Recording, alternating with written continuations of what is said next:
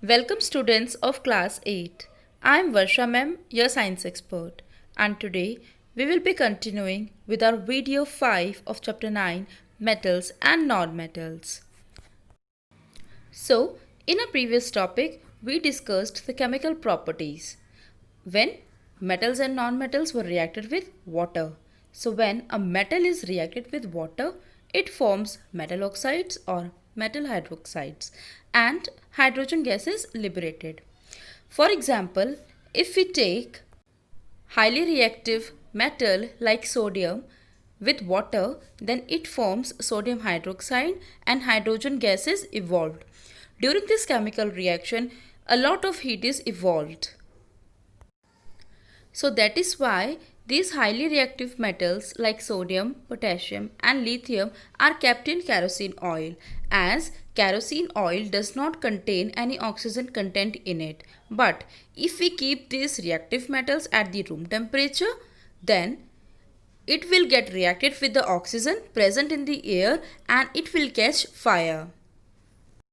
So the next topic we discussed was the corrosion. So corrosion is when metal articles are exposed to air and moisture for a long time, they lose their shining.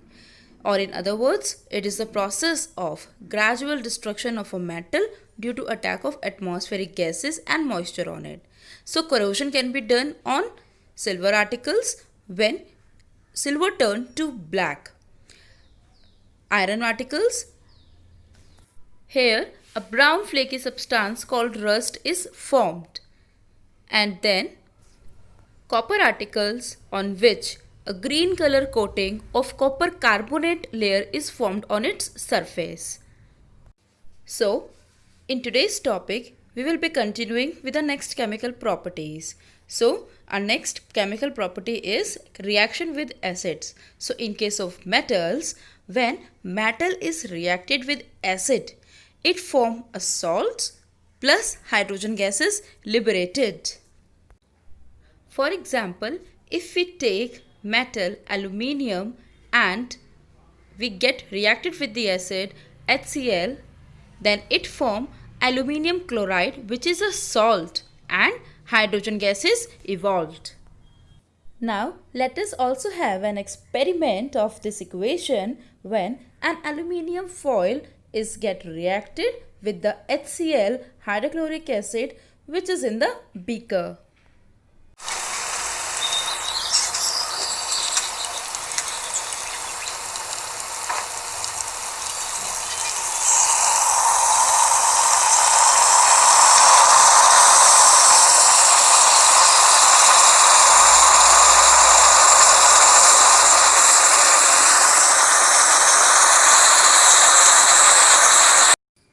Oh, that was amazing. So, when metals are reacted with acid, it produces salt and water.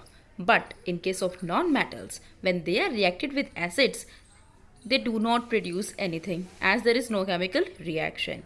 So with this, let's continue with our next topic, which is reaction with bases. So when metals get reacted with a base like sodium hydroxide, it produces a salt and hydrogen gas. For example, if you take a zinc metal and a base NaOH, which is sodium hydroxide, it produces sodium zincate, which is a salt, and hydrogen gas is evolved.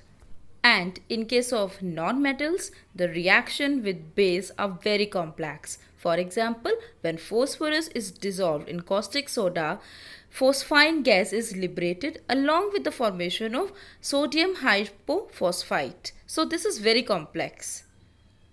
So now our next topic is reactivity of metals. So when a metal which have the tendency to react with other substances to form compounds, then that is known as the reactivity of a metal. So less reactive metals in the earth's crust are found in the native state or the elemental state, or we can say it is a ground state, and highly reactive metals occur in the form of compounds. So because some metals are highly reactive and some are lesser reactive, so that is why they are arranged in the decreasing order of their reactivity, which is known as the metal reactivity series. So if we go down from top to bottom in the decreasing order, we see that potassium, sodium, lithium are highly reactive metals, and mercury, silver, gold and platinum are least reactive metals. Here, carbon and hydrogen are non-metals, but they are added in this series just for the reference.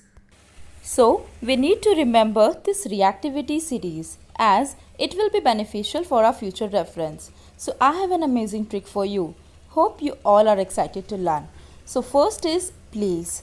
So, we need to consider the first alphabet of word and then we need to relate with the first letter of the metal name in the given order of the series. So, P for please, P for potassium, S for stove, S for sodium, C for calling and C for calcium, M for me, which means M for magnesium. Then A for aluminium. Then C for cute and C for carbon. So carbon is a non-metal, just remember that also. Then Z for zebra, which means Z for zinc. I for iron. Then L for like, so L for lead. H for her, which means H is hydrogen. Then C for coal and C for copper. Then S for smart, which means S is silver.